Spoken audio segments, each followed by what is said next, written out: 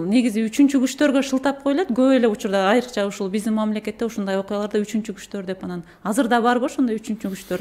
Үчүнчү күчтөр деп ошол маалда айтылган да, ошол маалда айткан мына үчүнчү күчтөр ош окуясын чыгарды деп. Ким ошол үчүнчү күчтөр? Бийлигиң бар, аныктабайсыңбы? Аныктабайсыңбы ким ошол үчүнчү күчтөр?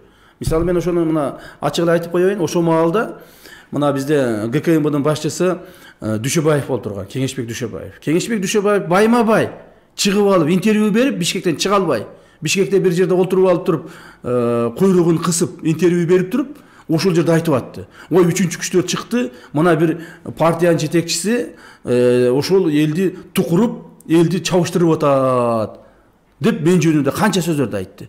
Мен жөнүндө даже группаларды жөнөткөн, кармап келиш боюнча. Бирок ошондо бирөөсү барып элди токтотуп кала алган жок да. Эки адамды, бир адам токтотуп кала алган жок да. Наоборот, ошо элди токтотуп, эл үчүн чуркап жүргөн балдарды булар көпчүлүгүн бейкүнөө балдарды камап жиберишти. Бейкүнөө балдарды уртокмокко алышты. Мына бийликтин жүзү. Анан кийин ушундай болуп туруп ызы-чуу болуп аткан маалда, июнь айында мына азыркы эч нерсеге жарабаган конституцияны кабыл алышты. Биз ар бир нерсе убакыт өткөн сайын баа берилет да. 10 жыл убакыт өттү. 10 жыл убакыт өттү. Бүгүнкү, то есть ошол маалдагы убактылуу бийликтин келишине 90 балабыз каза болду Бишкекте. Мамлекеттик түзүлүш бузулду. Түштүктө 500 балабыз каза болду. 100 миң деген адамдарыбыз жабыр тартты. Эмне өзгөрдү? Мына, эмне өзгөрдү? 10 жыл убакыт өттү. 2010, мына 2020.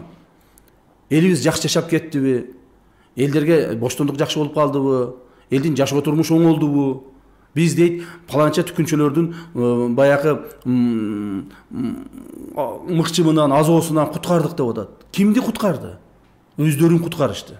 Өздөрүн куткарышып, өздөрү 10 жыл жашап, мына азыр бири-бирин камап, бириси президент болду, экинчиси президент болду, анысын камады, мунусун кууду. Мына 10 жылдагы булардын кылган эмгектери, элге кылган эмгектери. Эл ушуга баа бериш керек. Эл баа бериш керек. Бул нерсе эч качан эстен чыкпайт. Чыкпаш дагы керек. Ошондуктан мен айтаар элем, биз бул окуялардан сабак алышыбыз керек. Бул окуялар эч качан кайталанбаш керек. Бийлик үчүн деп туруп, бир адамдын канын төгүш, бир адамдын толук канын эмес, бир адамдын чекесинен бир кан чыгарыш, бул адилетсиздик экенин биз түшүнүшүбүз керек. Элибиз да түшүнүш керек. Мындан ары мындай окуяга барбаш үчүн биз бийлик үчүн деп туруп, же болбосо бир адамдын камчысын чабабыз деп туруп, же бир нече топтун камчысын чабабыз деп туруп, чоң бир кайгыга жолугуп калбашыбыз керек. Ушул бизге бир сабак болуш керек. Ошондуктан биз муну кийинки муундарга калтырыш керек. Кийинки муундар эстеп билиш керек мунун баардыгын.